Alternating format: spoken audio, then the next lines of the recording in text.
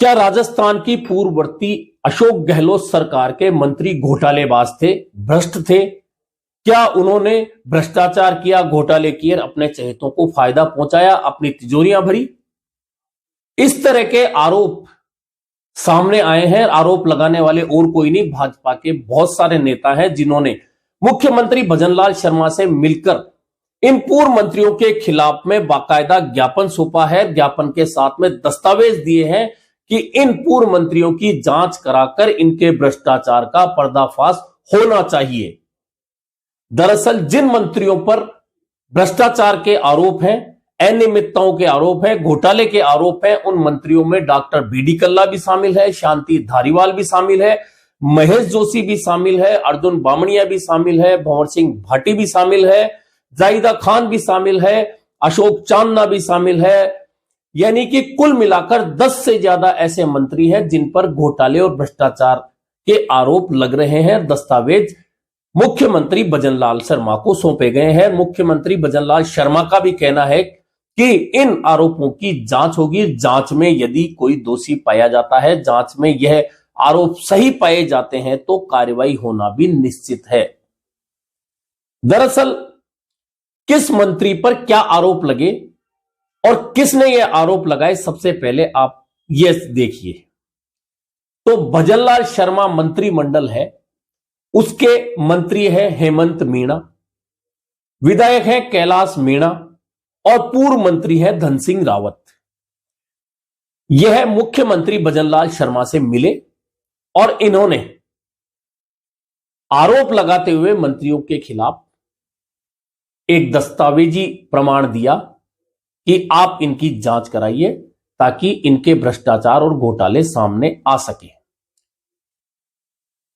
दरअसल सबसे बड़ा आरोप लगाने आए इन नेताओं ने कहा कि पूर्व मंत्री अर्जुन सिंह बामणिया और उनके पुत्र जो उप जिला प्रमुख है बांसवाड़ा के, इन्होंने दोनों ने पिता पुत्र की जोड़ी ने जमकर भ्रष्टाचार किया है और अरबों रुपए की संपत्ति अपने नाम अर्जित की है। ऐसे में किसी सीनियर आईएएस की एक कमेटी बना दी जाए और वह इस पूरे मामले की जांच करे कि पूर्व मंत्री ने अपने विभाग के जरिए कितने अनियमितताओं वाले काम किए, गलत टेंडर किए और फायदा उठाया।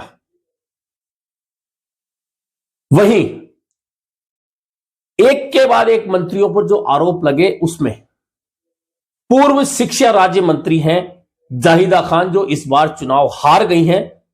इनके खिलाफ आरोप है कि कुल 9,401 स्कूलों में से 110 करोड़ के स्मार्ट क्लास प्रोजेक्ट थे, उसमें कमीशन नहीं मिला तो इन्होंने काम रोक दिया।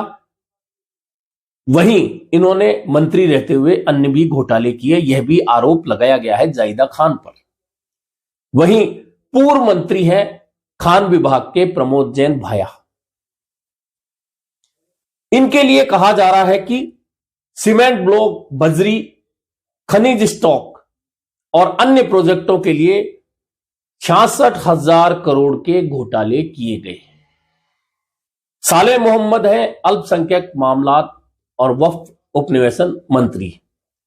इन पर जैसलमेर में पीएम फसल बीमा योजना में फसल खरीद में मिली भगत का आरोप है। यह शिकायत की गई है कि किसानों को अंधेरे में रखकर फसल बीमा उठाकर 300 करोड़ का घोटाला साले मोहम्मद ने किया है।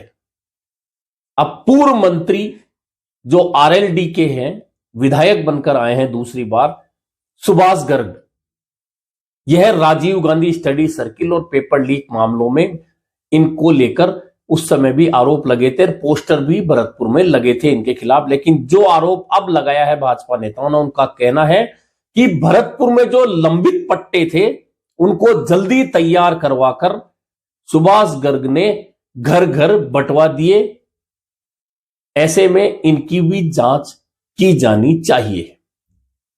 पूर्व मंत्री हैं डॉक्टर बीडी कल्ला और भंवर सिंह भाटी, दोनों ही बीकानेर जिले से आते हैं। इन पर आरोप है कि इन्होंने भू माफियाओं और बजरी माफियाओं से मिलकर करोड़ों के घपले किए हैं।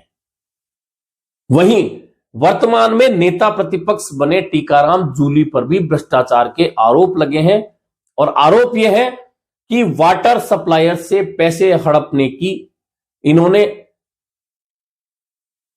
कोशिश की और एक आरओ वाटर सप्लाई करने वाली पुलाइन शिकायत है जो टीकाराम जूली के खिलाफ है, वह भी मुख्यमंत्री के पास पहुंचाई गई है।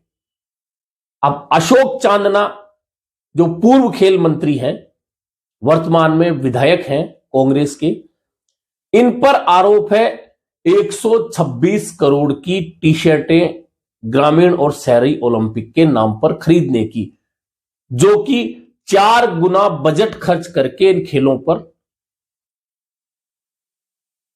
यह आरोप लगाया गया है। और यह आरोप पूर्व विधायक और खेल से संबंधित जितने भी मामले थे, इनको आयोग का अध्यक्ष बनाया गया था कृष्णा पूनिया, इनको लेकर मामला विधानसभा में भी उठाया गया था और यह मामला उठाया सादुलपुर से बसपा के विधायक मनोज न्यांगली ने। यानी कि 126 करोड़ की जो टी शर्टें खरीदी गई, वह आरोप मंत्री जो रहे खेल के अशोक चांदना और स्पोर्ट्स काउंसिल की जो अध्यक्ष रही कृष्णा पूनिया, इन दोनों पर यह आरोप है। शांति धारीवाल को लेकर कोटा में चंबल रिवर फ्रंट का जो प्रोजेक्ट है, उसे लेकर पहले ही पूर्व विधायक प्रहलाद गुंजल लगातार मामला उठाते रहे हैं। अब मूर्तियों में लाखों रुपए बर्बाद किए हैं, जिसमें खुद की मूर्ति शांति धारीवाल ने बनवाई, पूर्व मुख्यमंत्री अशोक गहलोत की मूर्ति बनवाई, वहीं चंबल रिवर फ्रंट पर 1455 करोड़ जो खर्च किया, उसमें बड़े घोटाले किए। यह आरोप शांति धारीवाल पर है।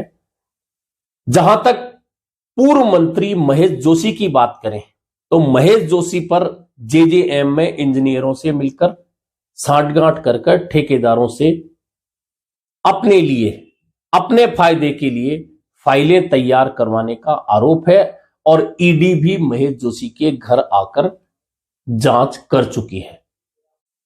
मुख्यमंत्री भजनलाल शर्मा को शिकायतें की गई हैं।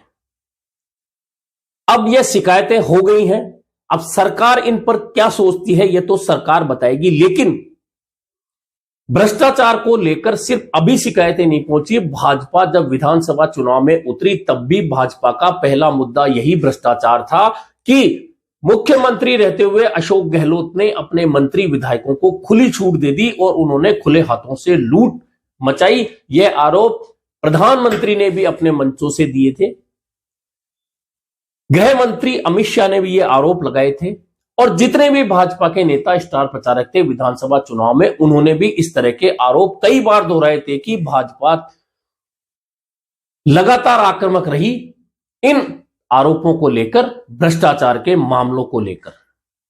अब चूंकि भाजपा के नेताओं ने ही मुख्यमंत्री भजनलाल शर्मा से शिकायतें की है, तो निश्चित है कि इनकी जांच होगी, लेकिन जांच क्या उसी तरह से होगी जैसे पहले सिर्फ आरोप लगा ली, शिकायतें ले ली और एक सतही जांच कराकर और उसे ठंडे बस्ते में डाल दिया गया?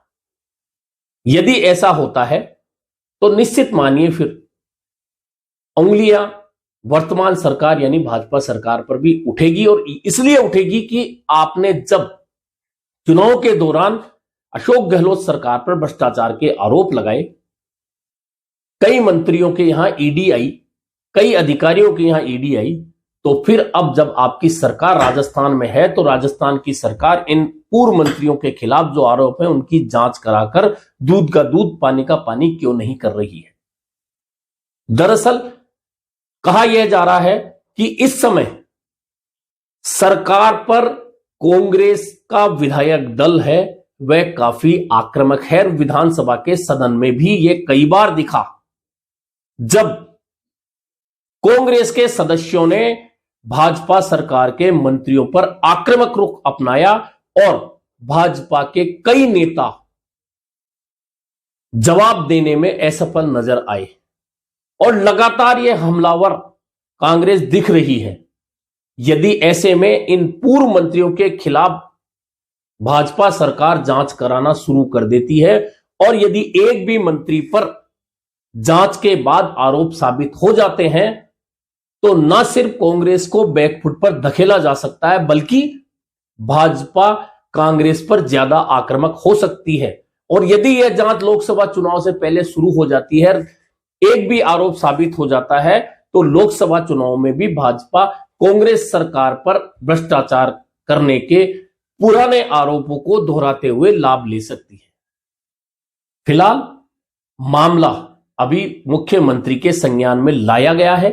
अब देखना यह है कि मुख्यमंत्री किस एजेंसी से या किसी जांच आयोग से या किसी अन्य रास्ते से इन पूर्व मंत्रियों के खिलाफ जांच करवाते हैं। यदि ऐसा होता है तो इन पूर्व मंत्रियों के खिलाफ मुश्किलें खड़ी हो सकती हैं और लोकसभा चुनाव से पहले अगर ऐसा होता है तो पूरी कांग्रेस को बैकफुट पर आना पड़ सकता है।